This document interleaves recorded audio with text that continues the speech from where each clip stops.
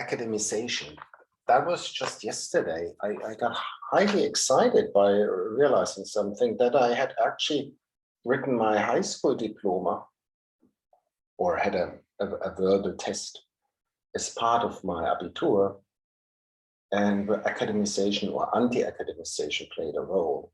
So we're not only going back one, we're going then back 2 centuries to understand the setup of the artistic economy with salon and the academy, a kind of like highly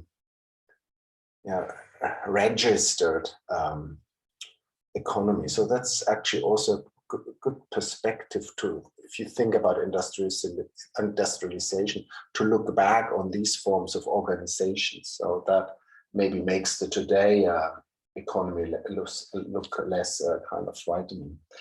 Okay, so anti-academization, then of course all the modernisms coming up then, and then the next form is with the setup of the Curatorial Educations, 93 Bard, Goldsmith, Royal College, then later Witte Witt, and probably something, so we have then in the need to, what do we teach these kids?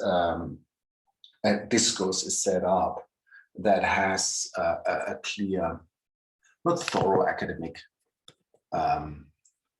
fundament, but it picks elements from it that seemed later a good currency. That, of course, affects and infects also later the art schools, as the artist education. Very normally, until that point, you had one art history professor, maybe a philosopher, and that's it. But now you have a kind of a discourse as a currency. So not necessarily the academization takes place, but that method of discourse comes in. So, and then the last step, and that's where the art is very heavily involved, but also happily involved, but suddenly there was money that hadn't seen before. You can make an artist practice PhD, crazy. So the coffee is coming. And that is, of course, a kind of a funny scenario, because it says practice PhD, but it's actually an academization PhD of your practice in most of the cases. And it leads to then actually to finding a language to advance not only in the description, but that would be the idea that your practice advances to a PhD level. But what we have,